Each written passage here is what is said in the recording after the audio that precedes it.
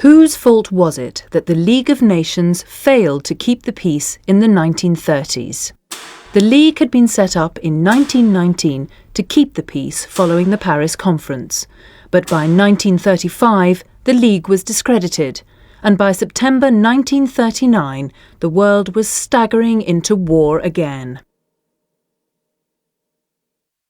The visionary, idealistic Woodrow Wilson had pushed for the League. It would replace the secret diplomacy between nations which he believed had helped bring about the First World War. There shall be no private international understandings of any kind. Diplomacy shall proceed always frankly and in the public view.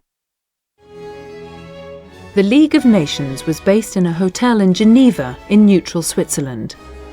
In the event of an international dispute, countries could bring their case to the League and it would judge what should be done. Noble intentions, but the League had a number of built-in weaknesses. It had limited powers to punish countries which didn't go along with its findings.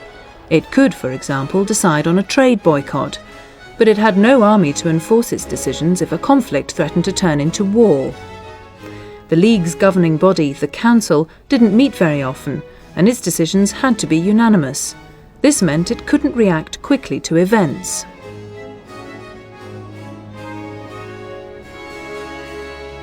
Important countries with power and influence did not or could not join. Germany was told to demonstrate it was a peace-loving nation before it could apply. The revolutionary government of the Soviet Union was regarded with suspicion and was not admitted till 1934. And, most crucially of all, the USA never joined. Most Americans reckoned joining the League could involve them in more European wars, which they wanted to avoid. This attitude was known as isolationism. A prominent isolationist congressman said,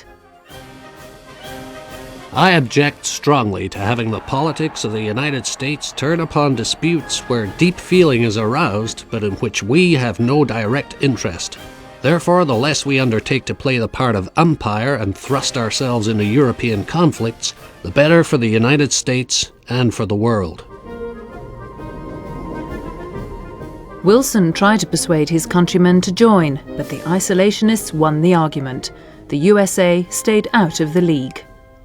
Without the United States, the missing stone in this bridge, the League always lacked credibility.